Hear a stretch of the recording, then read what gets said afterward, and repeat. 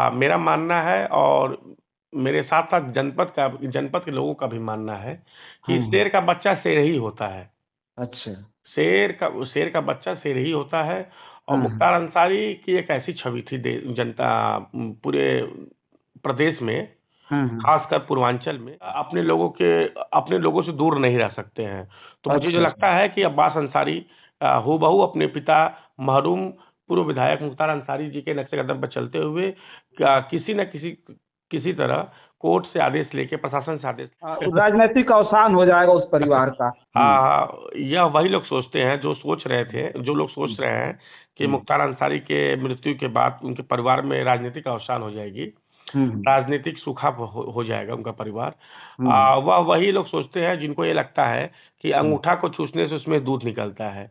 यह हम्म, परिकल्पना सिर्फ वही लोग, वह परिवार ही रहा है लोगों की मदद करने वाला। जब जब अच्छा। गरीबों पे, कमजोरों पे जुल्म हुआ है, तब यह परिवार खड़ा हुआ। हेलो। हेलो। अभिनव जी नमस्कार, रजनीश बोल रहे थे जनार्दन भारत से, बहुत बहुत स्वागत है आपका। जी नमस्कार सर, बताएं। ये कह रहे थे कि मऊ विधायक अब्बास अंसारी की रिहाई हो गई है जेल से।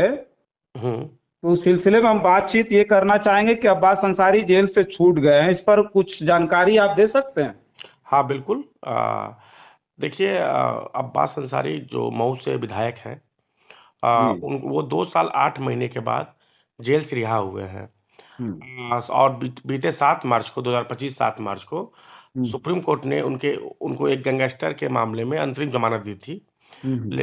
जो चित्रकूट कोर्ट में दो दो हम्म। लाख रुपए के जमानतदारों की राशि पर उनकी हम्म। रिहाई का आदेश हुआ था। अच्छा। लेकिन बताते चले कि आपको अगर विस्तृत जानकारी देते चले हम, हम्म। ईडी ने उनको 2022 नवंबर 2022 में हम्म। मनी लॉन्ड्रिंग के मामले में गिरफ्तार किया था।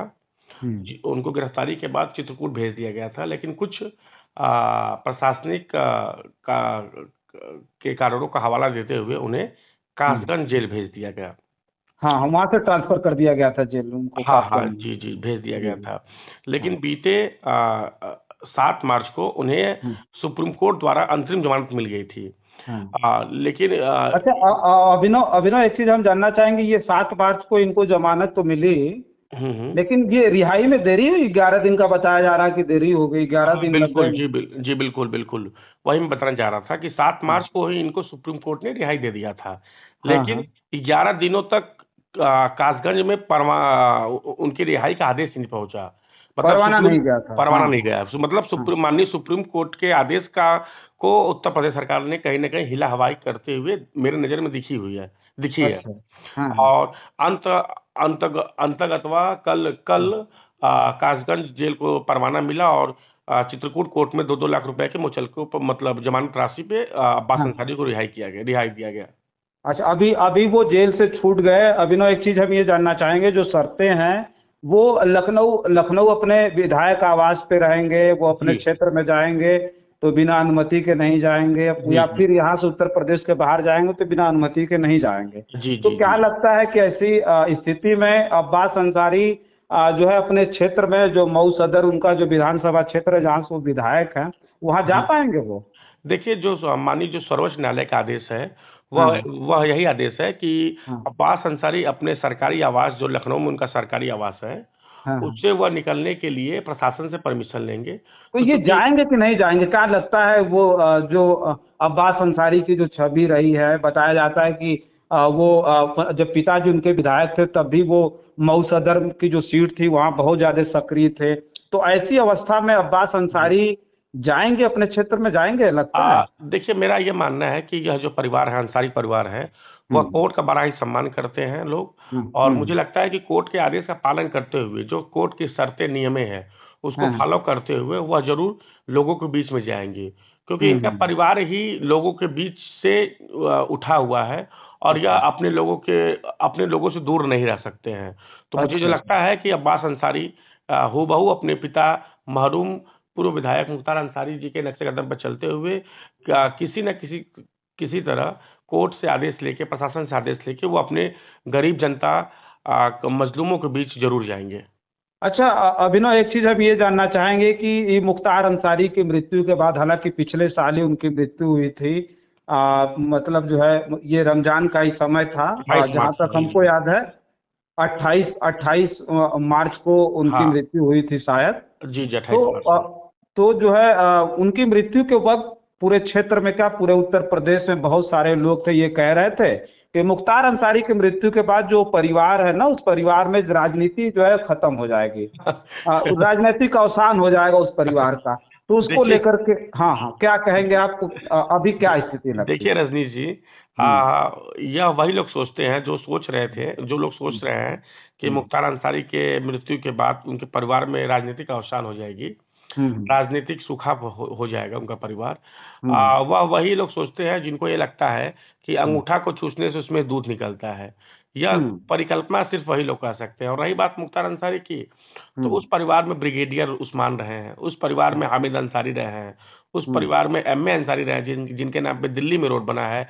और रही हम्म बात राजनीतिक सूखे की, तो मुझे लगता है कि यह दूर का सपना है विरोधियों का। हम्म उनके बेटे मऊ से हम्म विधायक हैं, सदर से अब्बास अंसारी। हम्म उनके भतीजे गाजीपुर मोहम्मदाबाद से विधायक हैं। उनके भाई लगातार गाजीपुर से 3 बार सांसद रह चुके हैं। लगातार इस बार 19 कॉन्स्टिट्यूएंसी और 24 कॉन्स्टिट्यूएंसी में रिकॉर्ड हम्म मतों से जीते हैं, और हम्म उन्होंने हम्म एलजी साहब को हराया है। तो मुझे हम्म लगता है कि यह राजनीतिक में आ, जो राजनीतिक रूप से जो बच्चे होंगे वह ये सोच रहे होंगे। अच्छा, ये लगता है कि जो अंसारी परिवार का जो राजनीतिक रसूख था वो बरकरार है फिर अभी?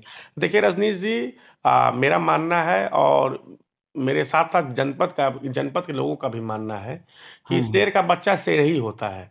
अच्छा। शेर का बच्चा शेर ही होता है। और हाँ हाँ मुख्तार अंसारी की एक ऐसी छवि थी जनता पूरे प्रदेश में, हाँ खासकर पूर्वांचल में, कि हाँ। इन्होंने गरीबों मजलूमों के लिए जिया है। अच्छा। यह इनके ऊपर भले यह रहा है कि ये अपराधी हैं, माफिया हम्म। थे, तो अच्छा, यह तो एक सवाल है। हाँ। अ, यह माफियाओं के लिए थे, हाँ लेकिन हाँ। गरीब जनता मजदूरों के लिए रॉबिन हुड का काम किया करते थे। अच्छा अच्छा, तो अभिनव, एक एक सवाल और है कि ये मुख्तार अंसारी की जगह, मतलब मुख्तार अंसारी को वो जो क्षेत्र है वो मसीहा भी मानता था, जो कमजोर जी लोग जी। थे, निम्न वर्ग के लोग थे, जो हम्म शोषित थे, पीड़ित थे, हम्म जो सामंती ताकत से दबे हुए थे।